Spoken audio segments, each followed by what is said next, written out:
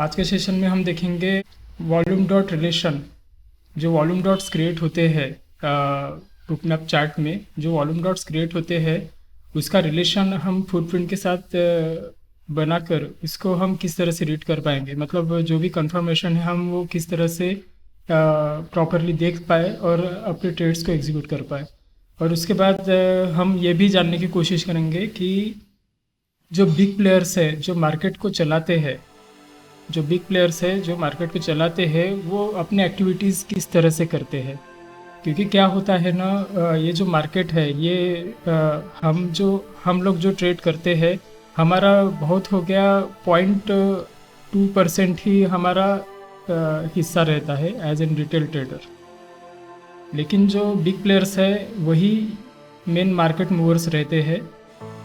Stock market बोलिए या फिर फ्यूचर मार्केट बोलिए या फिर क्रिप्टो करेंसी का मार्केट बोलिए, यहाँ पर बिग प्लेयर्स का ही काम चलता है। बिग प्लेयर्स कौन होते हैं? बिग प्लेयर्स रहते हैं बिग इंस्टीट्यूशंस, FII हो गए, DII हो गए, domestic investment institution, foreign investment institution. ये सब लोग मार्केट को एक दिशा देते हैं। अब ये किस तरह से दिशा देते हैं, क्यों देते हैं ये दिशा? इसके पीछे का रीज़न ये रहता है कि जैसा कि अभी हम एक अपना निफ्टी का अगर देखते हैं, निफ्टी का अगर व्यू देखते हैं तो निफ्टी के व्यू में क्या आता है, उसके अंदर आती है 50 टॉप मोस्ट कंपनीज़। तो ये जो 50 टॉप मोस्ट कंपनीज़ है ये इनका रिज़ल्ट आता है क्वार्टरली रिज़ल्ट इनका आउट होता है। वो प्रॉफिट में है या लॉस में है, प्रॉफिट या लॉस। तो उस हिसाब से ये जो DII और FII की एक्टिविटीज़ है वो चेंज होती जाती है। तो हम ये जो एक्टिविटीज़ हो रही है FII और DIIs की, उस एक्टिविटीज़ को हम कैसे समझे, इसलिए मैंने इसको टाइटल दिया how to see big players activity. तो चलिए आगे बढ़ते हैं। तो सबसे पहले हम आएंगे volume dot relation with footprint. Volume dot क्या करता है? Volume dot shows buyers and sellers activity. जो वॉल्यूम डॉट्स क्रिएट होते हैं, जो बुकमैप में वॉल्यूम डॉट्स क्रिएट होते हैं वो किस तरह से होते हैं मैं आपको चार्ट पर दिखा देता हूँ। एक शॉर्ट में मैं आपको इंट्रोडक्शन दे देता हूँ वॉल्यूम डॉट्स किस तरह से क्रिएट होते हैं, तो आपको समझने में आसानी रहेगी।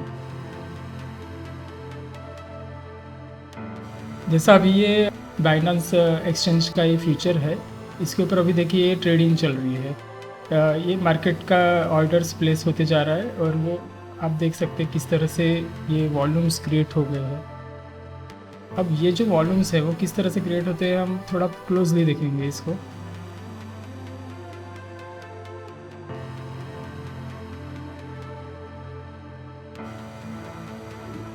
ये रनिंग मार्केट है। रनिंग मार्केट में आप देख सकते हैं बायर्स और सेलर्स की एग्जीक्यूशन किस तरह से ऑर्डर्स एग्जीक्यूट हो रहे हैं। आप यहाँ पर देख सकते हैं किस तरह से ये एक्टिवली काम कर रहा है।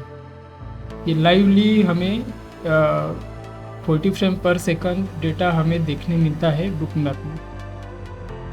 तो ये जो वॉल्यूम्स है, ये वॉल्यूम डॉट का एक्टिविटी किस तरह से होता है अभी अगर देखा जाए, जैसे ये एक वॉल्यूम डॉट है,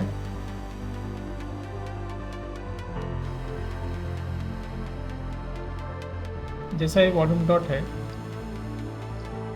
ये वॉल्यूम डॉट में आप देख सकते हैं कि ये ग्रीन वॉल्यूम डॉट बना है बड़ा सा, बाकी ये छोटे छोटे रेड वॉल्यूम डॉट्स क्रिएट हो रहे हैं, रेड ग्रीन। एक्चुअली क्या होता है, ये जो हम डेटा देख रहे हैं ये डेटा है बायर्स और सेलर्स का कैलकुलेशन। जब बायर्स का मेजॉरिटी ज़्यादा होता है और सेलर्स का मेजॉरिटी कम रहता है तब ये ग्रीन डॉट क्रिएट होता है। जब सेलर्स का मेजॉरिटी ज़्यादा रहता है और बायर्स का मेजॉरिटी कम रहता है तब ये रेड डॉट बनता है। थोड़ा सा हम इसको बड़ा करके देखेंगे तो आपको थोड़ा समझ में आएगा। अब ये जो है ये डेल्टा कैलकुलेशन होता है, इसको हम डेल्टा कैलकुलेशन बोलते हैं। बायर्स और सेलर्स का जब एक्टिविटीज़ मेजर होता है और ये वॉल्यूम डॉट्स बनते हैं तो ये एक वॉल्यूम डेल्टा बनता है। Bye minus cell volume delta यहाँ पर क्रिएट होते जा रहा है। अब हमें इसके अंदर का सेलर्स का मेजॉरिटी क्या था और बायर्स का क्या था, ये अगर देखना है तो हम टोटल वॉल्यूम में जाके देखेंगे तो हमें क्लियरली दिखेगा। यहाँ पर ये देखिए, यहाँ पर सेलर्स की मेजॉरिटी, सेलर्स की तादाद कम है और बायर्स ज़्यादा है, तो इसलिए इसका जो काउंटिंग बना है वॉल्यूम डॉट में, वो बाय माइनस सेल का जो भी काउंट बना है वो ग्रीन बना है। ठीक है, तो इस तरह से वॉल्यूम डॉट्स काम करते हैं। ये लाइव मार्केट में चलता है जैसा अभी चल रहा है।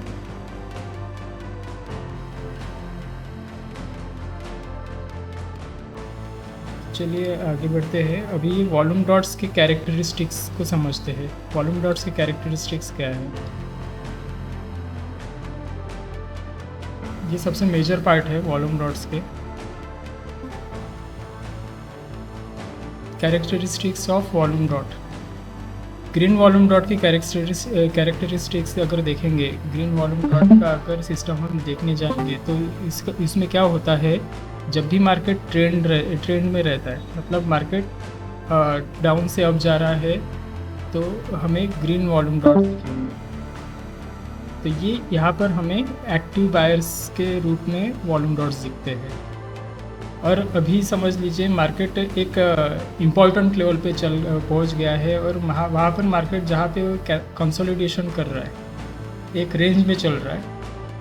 रेंज कभी कभी बड़ा भी होता है मार्केट का, तो ये एक रेंज में चल रहा है। तो ये जब रेंज में रहता है तो ये जो ग्रीन वॉल्यूम डॉट है वो पैसिव सेलर्स का काम करते हैं जब मार्केट रेंज में रहता है। मतलब हम जो अभी देख रहे हैं इसमें हमें जो ग्रीन डॉट्स दिख रहे हैं, इसका अगर कैलकुलेशन हम फुटप्रिंट में भी देखेंगे तो हमें यहाँ पर पैसिव सेलर्स की तरह ग्रीन वॉल्यूम डॉट्स दिखेंगे। वो किस तरह से होता है, कैसे होता है, मैं आपको धीरे धीरे आगे मैं इस सेशन में समझाऊंगा।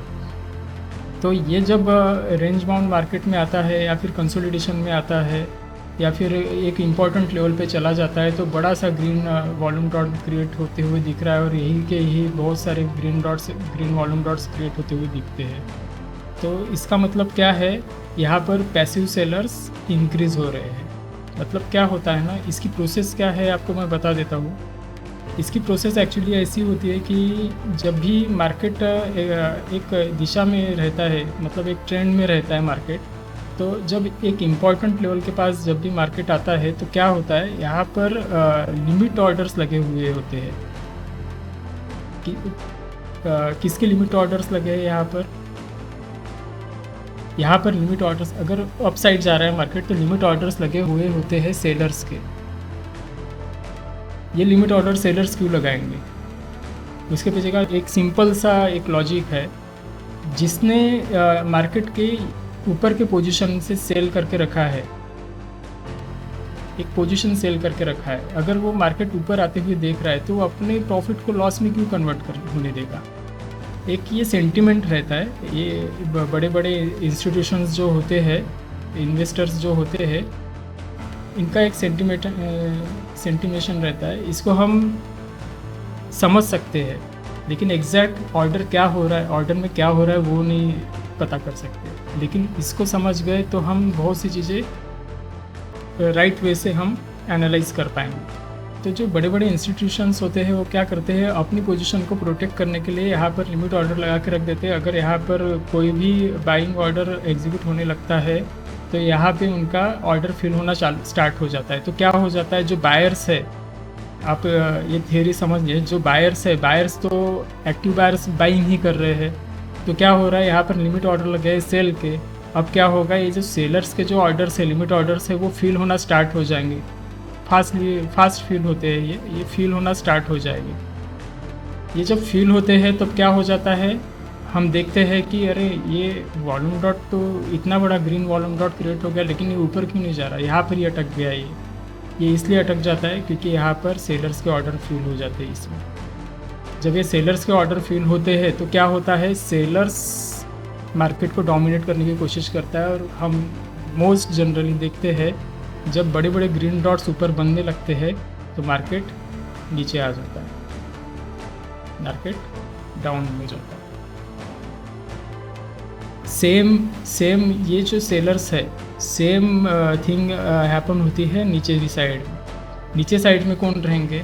बायर्स रहेंगे। बायर्स क्या करेंगे, यहाँ से अगर इन्होंने पोजीशन लिया है, मार्केट ऊपर जा रहा है तो ऊपर जा रहा है और ये एक लेवल पर आ गया और यहाँ पर लिमिट ऑर्डर्स बनने चालू हो गए सेलर्स के और मार्केट नीचे आ गया। 1 मिनट, हाँ इस पर ही बताता हूँ।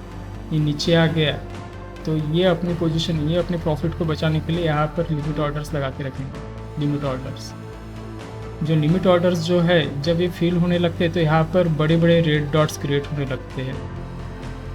तो हम देखते हैं जब मार्केट बॉटम में आता है तो बड़े बड़े रेड डॉट्स क्रिएट हो रहे हैं, लेकिन नीचे क्यों नहीं जा रहा है? क्योंकि यहाँ पर फिल हो रहे हैं बायर्स के ऑर्डर। तो बायर्स के ऑर्डर जब फिल होते हैं तो मार्केट फिर से ऊपर जाता है, मतलब रेड के डॉट्स धीरे धीरे ग्रीन में कन्वर्ट हो जाते हैं और फिर यहाँ पर एक्टिव बायर्स अपना पावर दिखाना स्टार्ट कर देते हैं। तो इस तरह से क्या होता है, active buyers green volume dot का सिस्टम कैसा है, वो जब मार्केट ट्रेंड में रहता है तब वो एज एन एक्टिव बायर की तरह काम करता है। जब वो कंसोलिडेशन में आता है तब वो पैसिव सेलर की तरह, मतलब पैसिव सेलर का रूप ले लेता है, क्योंकि because of limit order of sellers buyers के ऑर्डर फिल होने लग जाते हैं, ग्रीन डॉट्स बड़े बड़े होने लगते हैं। उसी तरह से हम देखेंगे red volume dot. Red volume dot जब मार्केट डाउन ट्रेंड में रहता है तो वो एक्टिव सेलर की तरह दिखता है, मतलब एक्टिव सेलर का कैरेक्टरिस्टिक में रहता है। वो active as an active seller काम करता है। जब वो एक इम्पॉर्टेंट लेवल पे आ जाता है जहाँ पर लिमिट ऑर्डर लगे हुए हैं बाय प्रोटेक्ट करने के लिए, तब ये हो जाते हैं जब बड़े रेड डॉट्स जो बनने शुरू हो जाते हैं वो हो जाते हैं पैसिव बायर, क्योंकि इसमें ये बड़े रेड डॉट में इन्वॉल्व हो जाते हैं बायर्स। सिंपल है, सिस्टेमेटिक है। अगर आप इसको सही वे से अगर समझोगे तो आपको इजी रहेगा मार्केट को समझना। अभी चलिए मैं आज का ही चार्ट दिखा देता हूँ, आपको इजीली दिखेगा। निफ्टी का चार्ट देखेंगे आज का। देखिए मार्केट गैप अप ओपन हुआ था, ठीक है, मार्केट गैप अप ओपन हुआ था। मार्केट गैप अप ओपन होने के बाद यहाँ पर एक प्रोफाइल बना, ये इसके ऊपर हम बाद में जाएंगे। यहाँ पर एक प्रोफाइल बना, ये पॉइंट ऑफ कंट्रोल। यहाँ पर देखिए एक बड़ा सा रेड डॉट बना। एक तरह से ये लिमिट बायर का काम करता है अगर एक लेवल पर है तो। लेकिन क्या हुआ, यहाँ पर बायर्स बढ़ गए एकदम से, मतलब लिमिट सेलर्स एक्टिव हो गए। तो यहाँ से क्या हो गया, जैसे ये ब्रेक हो गया यहाँ से मार्केट नीचे आएगा, नीचे आ गया। अब आप देखिए मार्केट ऊपर गया एज एन एक्टिव बायर, यहाँ पर एक्टिव बायर से यहाँ पर क्या हो गया, बड़ा ग्रीन डॉट बन गया, मार्केट फिर से फॉल हो गया। वैसे ही हम और नीचे देखेंगे तो आपको और दिखेगा। तो यहाँ पर ग्रीन डॉट बन गया, मार्केट फिर से फॉल हो गया। यहाँ पर रेड डॉट बड़ा नहीं बना, लेकिन फिर भी ऊपर क्यों गया, इसको बोलते हैं एग्जॉशन हो गया, मतलब सेलर्स एग्जॉस्ट हो गए, क्योंकि डॉट छोटे छोटे हो गए, सेलर्स एग्जॉस्ट हो गए। यहाँ पर भी कोई एक अच्छी ये है, क्या बोलते हैं उसको, एक पिवट लेवल है यहाँ पर। अगर आप दूसरे चार्ट पे मैं दिखा सकता हूँ आपको। यहाँ पर आप अगर देखोगे ये लेवल पे पिवट लेवल था, और पिवट लेवल से आप देखिए किस तरह से मार्केट रिवर्स होता है।